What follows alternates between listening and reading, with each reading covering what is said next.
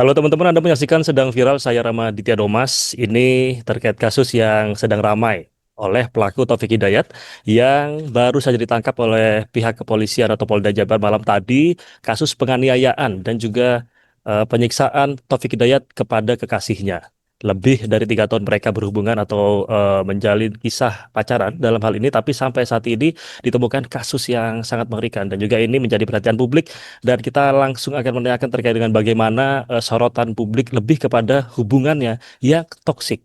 Nah, ada psikolog klinis senior Ratih Ibrahim. Bu Ratih sudah bergabung sama kami, Bu. Iya, Halo, Bu Ratih. apa kabar? Ya, Ya, oke. Bu Ratih, kasus yang ada di Bandung ini lebih disorot terhadap bagaimana hubungan itu toksik. Nah, dan ya. juga memang di sisi lain eh, korban juga mengalami kekerasan yang sangat dahsyat dan juga dampaknya ini benar-benar dapat dibilang brutal. Tapi yang jelas hubungan toksik ini juga menjadi salah satu hal utama yang dibicarakan oleh publik dan juga di media sosial. Ibu melihat bagaimana, Bu? Eh, Bagaimana kita bisa melihat hubungan ini toksik begitu? Apa standar minimumnya sehingga kita bisa melihat hubungan ini kita sudah toksik begitu? Gimana, Bu? Kalau kita merujuk kepada kasus yang kemarin ini ya, yang tadi disebutkan dan ini betul-betul mengguncang hati dan mengoyak kita semua ya. Ini kan hubungan yang bukan cuma toksik, ini hubungan yang betul-betul sakit dan jahat ya. Tapi kalau kita masuk ke dalam secara lebih spesifik tentang hubungan toksik itu adalah hubungan yang pada prinsipnya nggak sehat aja. Karena hubungan yang sehat itu ada fairness, kesetaraan dari relasi sepasang kekasih ini ya. Jadi masing-masing itu bisa saling mencintai, saling respect dan saling bertumbuh dalam relasinya. Nah, hubungan yang toksik itu salah satu akan terus-menerus merasakan stres, luka emosional, nggak aman, nggak sejahtera lahir batin ya. Intinya hubungan toksik adalah hubungan yang sangat banyak menguras energi, eksistensi, menyakiti, dan merusak daripada memberikan rasa aman, dukungan, pertumbuhan kepada satu sama lain. Ini hubungan toksik. Jadi berada dalam relasi itu meracuni salah satu yang menjadi korbannya. Yang melakukan peracunan siapa? Orang yang mengintimidasi dan memberikan rasa tidak aman itu, orang yang menyakiti itu yang menjadi racunnya. Bu, tapi sebenarnya ciri-ciri daripada hubungan toksik itu gimana? Kita tahunya itu seperti apa ciri-cirinya? Ciri-cirinya tuh begini ya. Eh, ini kan kita kalau masuk ke dalam sebuah relasi itu kan kita kepinginnya betul-betul merasa senang ya. Senang, terus kemudian ada harapan-harapan indah di mana relasi itu kemudian bisa melindungi dia, saling bisa mencintai, saling respect, saling bisa bertumbuh menjadi bahagia. Nah, kalau kita terjebak di dalam sebuah hubungan yang toksik ya, kita bisa lihat deh dalam pola relasinya. Apakah kita tuh terlalu sering ya dikritik ya? Dikritik kan boleh ya, dikasih masukan boleh. Sesekali bertengkar itu juga boleh, karena itu kan menjadi sebuah bagian dari dinamika sebuah relasi. Tetapi kalau kamu dikritik terus-menerus gitu ya, direndahkan, dihina, nggak ada aja yang betul di kamu, apapun juga, kamu tidak diberi ruang untuk bahagia. Kamu nggak boleh seneng, ya. Kamu salah terus. Terus kemudian ketika kamu protes, ya, atau kamu berusaha untuk mengangkat nih hak kamu ya, bahwa kita kan bisa dong sama-sama, yang terjadi adalah kamu dimanipulasi tuh emosi kamu, digaslight ya, kamu yang salah, kamu yang nggak tahu diri, misalnya gitu. Kamu tuh mestinya beruntung bahwa saya ada buat kamu, bahwa kamu tuh dicintai sama saya, nggak ada nih orang yang bakal mau sama kamu. Ini kan terus membuat kamu jadi merasa, aduh salahnya ada di saya ya.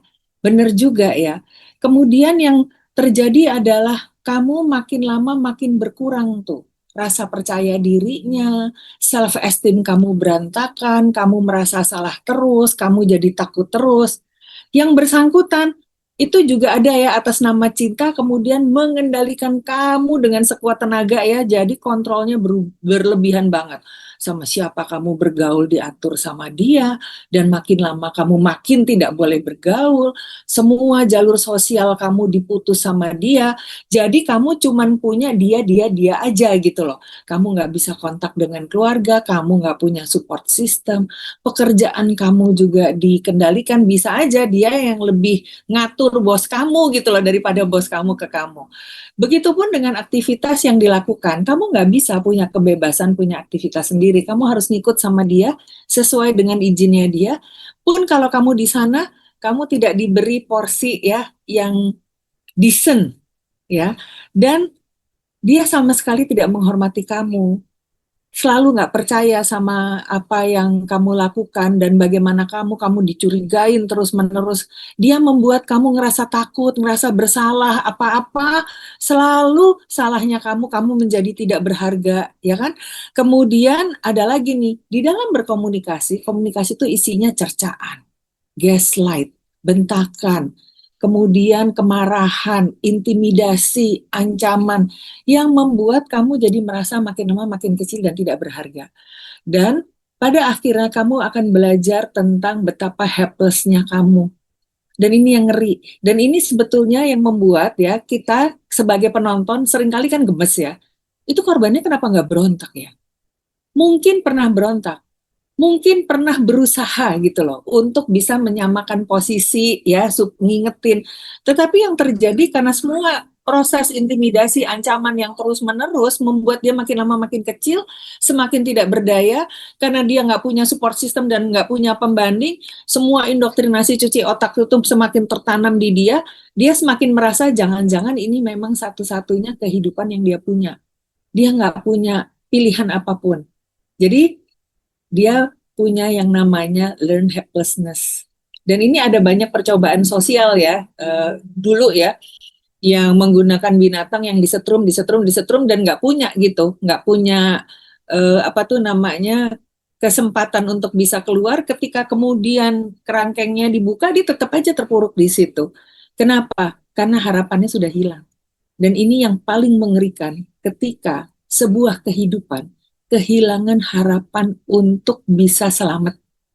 Gitu Mas, ini yang terjadi kalau kita merujuk ke kasus kemarin, ini yang terjadi pada korban.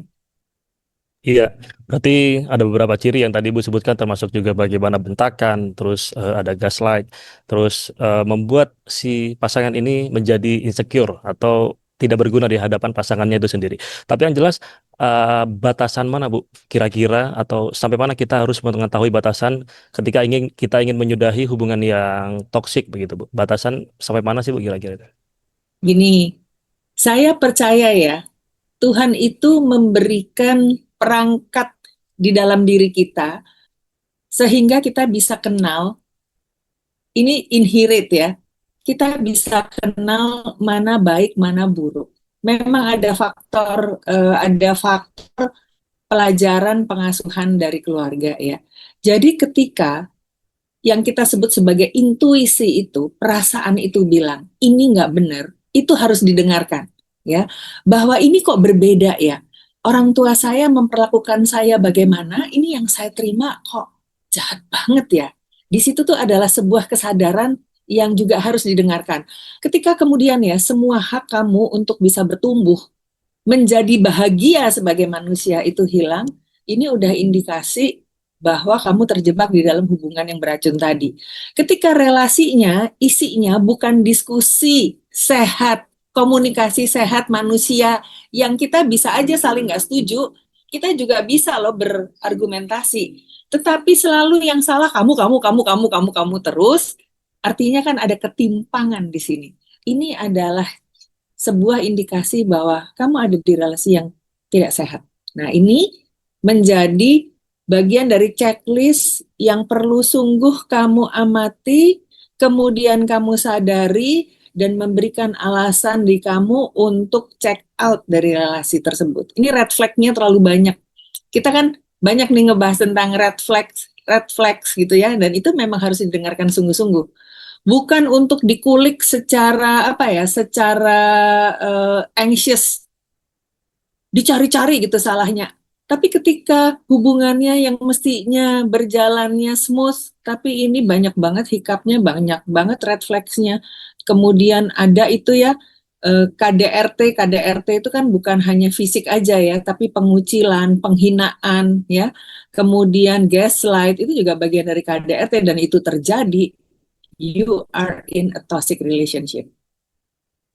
Oke, artinya ketika kita sudah mulai disudutkan dan juga kita dicecar terkait dengan Terus menerus sedikit. ya, Iya, jangan terus menerus sedikit-sedikit ya. kita salah. Nah, Iya betul, dikit-dikit salah, dikit-dikit ini itu. Artinya itu salah satu hal yang harus kita checklist untuk kita check out dari hubungan tersebut. Tapi Bu, kalau kita merujuk pada kasus ini, itu kan ada eh, sudah 3 tahun nih, tapi ada beberapa orang sekitar yang memang masih belum bisa menegur dan juga memberi nasihat agar si pasangan ini bisa keluar.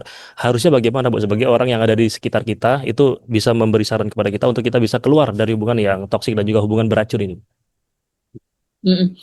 Gini, support system kan penting sekali ya. Support system itu terutama dari orang yang paling dekat sama kita. Kalau kita di dalam posisi sebagai korban ya, siapa sih yang paling dekat kan keluarga ya. Selain keluarga siapa sahabat. Selain itu siapa kolega gitu. Terus kalau di masyarakat siapa tetangga. Kita bisa loh minta tolong.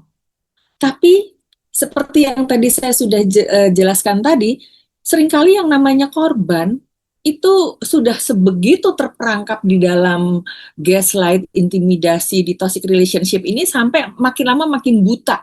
Jadi dia udah disakitin, saya sampai kayak gimana pun juga dia learn helplessness, buat dia ini jangan-jangan memang nasib penderitaan yang harus dia terima. Nah, orang di luar yang melihat itu mestinya itu juga berani mengambil sikap untuk menolong, menegur. Ini bagian dari kewajiban kita sebagai warga masyarakat kok. Apalagi kalau kita keluarga, apalagi kalau kita sahabatnya dia.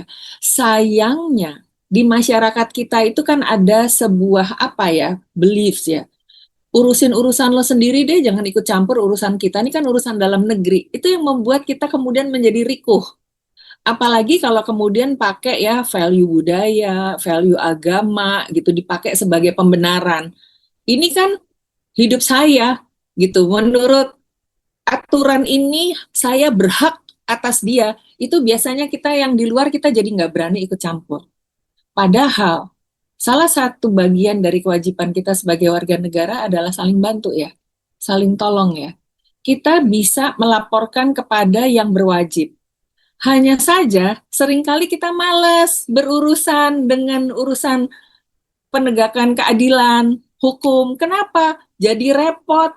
Nanti suruh jadi saksi lah, nanti kita yang diwawancara, kita yang ditanya-tanya, kita nanti belum lagi berpotensi menghadapi teror dari pelaku kejahatan dan teman-temannya. Ini yang membuat kita jadi jeri, Mas. Kalau bicara seharusnya bagaimana, itu yang saya sampaikan. Faktanya di lapangan seperti apa, itu pula yang saya sampaikan.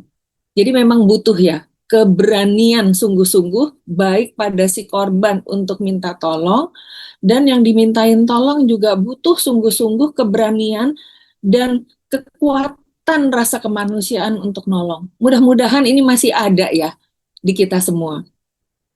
Oke, artinya harus ada keberanian dan juga sikap yang harus berani diambil oleh orang sekitar untuk bisa benar-benar mendukung dan Oh, juga memaksa si pasangan ini agar tidak masuk dalam jeratan hubungan yang beracun dan hubungan yang toksik itu. Ya, yang jadi paling benar, yang paling benar memang membuat laporan, laporan kepada yang berwajib. Mudah-mudahan, mudah-mudahan polisinya juga menanggapinya dengan serius ya. oke. Ya, kita harapkan seperti itu, Bu, karena si pelaku juga sudah ditangkap. Jadi, apa yang tadi sudah dikatakan oleh Bu Ratih juga kita harapkan bisa didengar oleh pihak kepolisian bahwa hubungan ini juga sudah terlalu toksik dan pelaku sudah ditangkap. Semoga ada hukuman maksimal atau setara bagi pelaku kepada tindakan yang kita bilang ini sangat brutal. Bu Ratih Ibrahim, terima Iya, kasih atas waktunya, Ibu, terima kasih. atas pendapat-pendapatnya dan juga pandangannya.